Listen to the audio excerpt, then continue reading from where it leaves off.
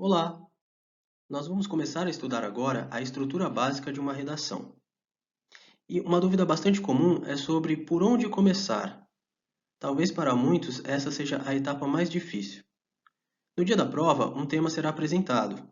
Geralmente é algum assunto da atualidade ou algo que seja de relevância social.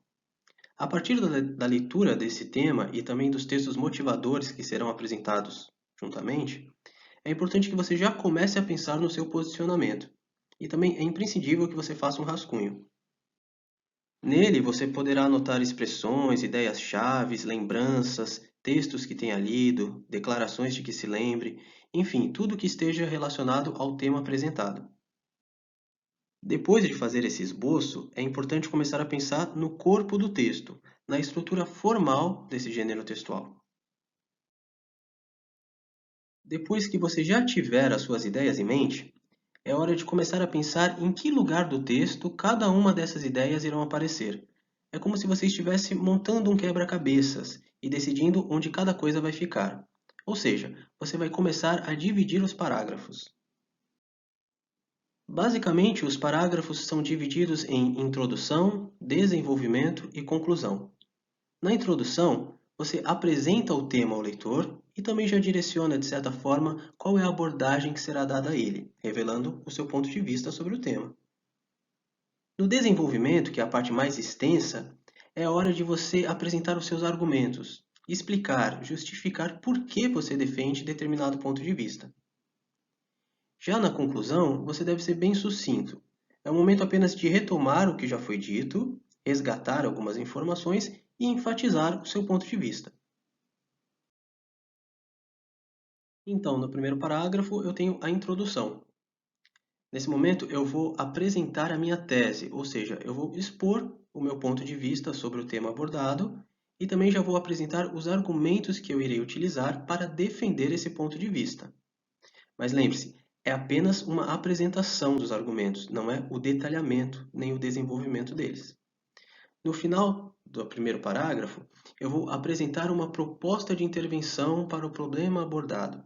Esse item é específico da redação do Enem, onde a banca examinadora espera que você tente, de alguma forma, resolver o problema apresentado, por ser um tema de origem social ou algum tema da atualidade.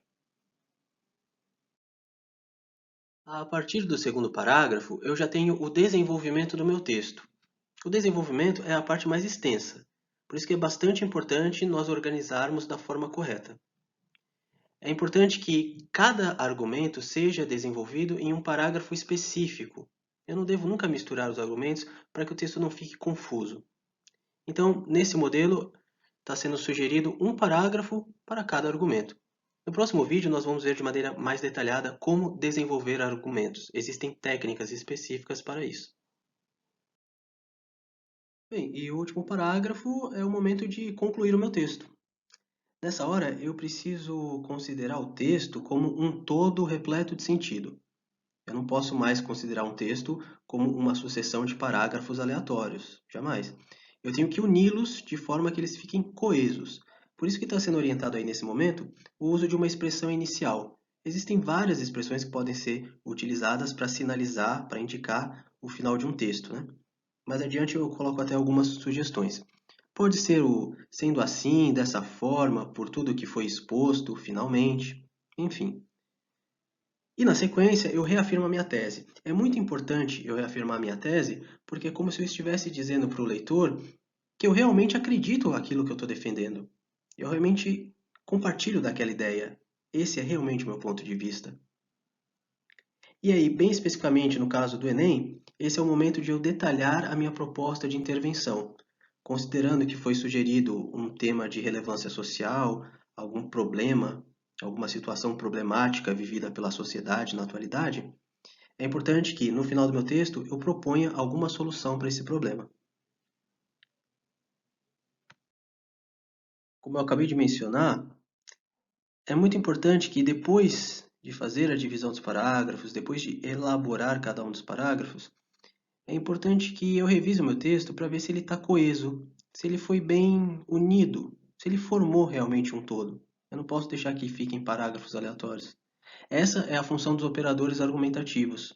ou conectivos, como alguns autores colocam. São várias palavras, várias expressões, eu coloquei aqui algumas sugestões, que servem para unir ideias, relacioná-las, contrapô-las, associá-las, acrescentar, né? Cada operador argumentativo tem uma finalidade específica, mas todos eles servem para deixar o texto mais coeso, para fazer a conexão entre as partes do texto. Por isso que é muito importante nós utilizarmos. Mais uma vez, eu espero que esses conteúdos tenham ficado claros e logo nós vamos voltar a estudar o texto dissertativo argumentativo, mais especificamente sobre como desenvolver os argumentos. Obrigado.